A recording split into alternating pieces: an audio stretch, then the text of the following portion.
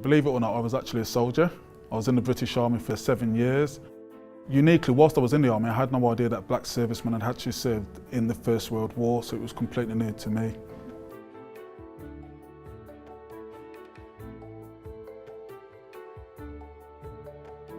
There is some information about the involvement of black soldiers, but we were quite interested in the things that were being left out, so hence the title Stories of Omission. We wanted to know how black soldiers were being described, perhaps in things like the newspapers, and we could see that there were gaps and that potentially the full story hadn't been told. We're also looking at the implications of why the Caribbean took part, what implications it had on the Caribbean.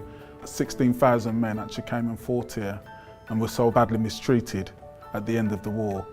And we don't seem to have any acknowledgement of these stories. I think it's important that as we're now in the middle of the centenary of the First World War, it's important that we actually tell these stories and share these stories. Initially we had a scoping exercise trying to get a sense of where the gaps are, where we can find information, where the information may be located.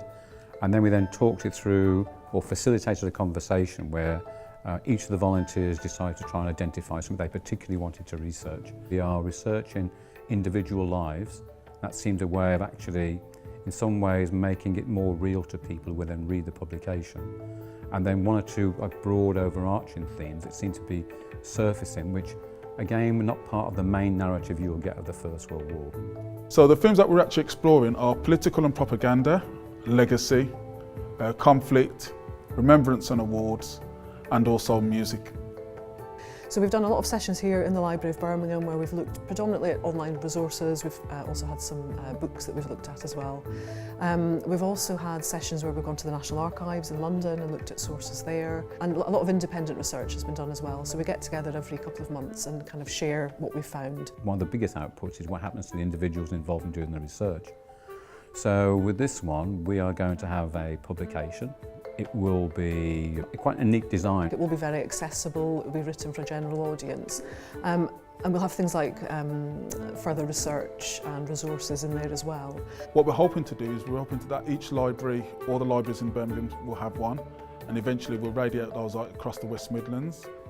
I'm taking part in the project because I wanted to be involved in something which was quite meaningful, would be giving back to the community and learning more about the journey and experiences of black soldiers from across the globe really, and being able to be a part of a project that highlights them as an individual and tells their story and how that will even have an impact on future generations really.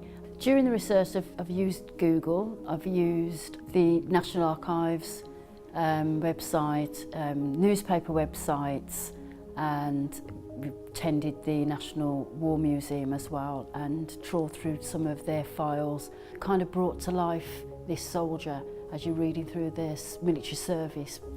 It's been really great to work with the volunteers, and I hope now that we have a group that perhaps we can continue to work with and keep researching, particularly individuals. There's quite a lot of individual stories coming out. So I personally know of a gentleman that did his research in his family history, and he found that his great-great-uncle actually fought in the First World War, but he also found that his uncle had a brother who also fought as well. And it's funny because he actually served in the British Army at a later date, and he's found this personal family connection now.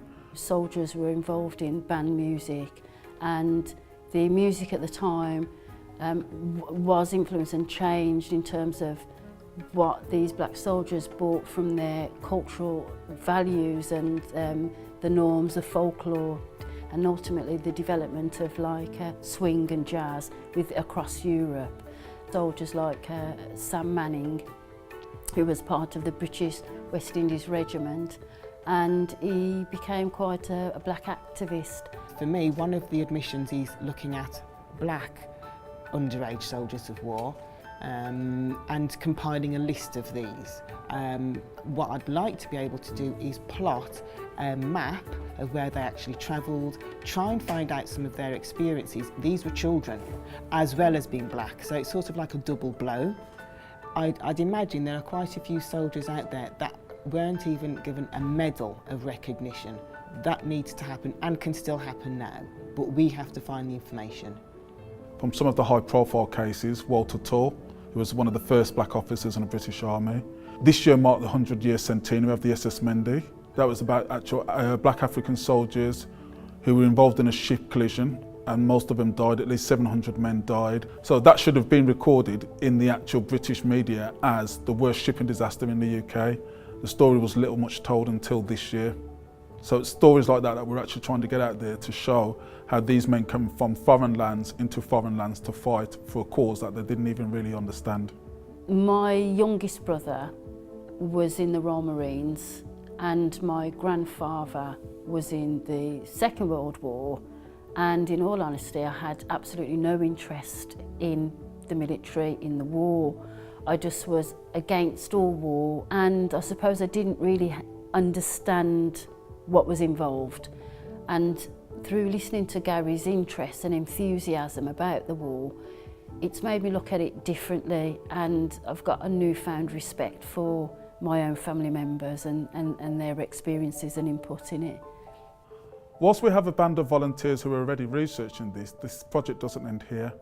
What we're hoping to do is, you at home, we hope that you have stories to tell that you'd like to share with us, to get involved. And if you do, you can contact us. If you look at our website, www.recogniseonline.com, you'll find more information there, or you can email us at the contact address there and share your family stories. This is history and it needs to be shared.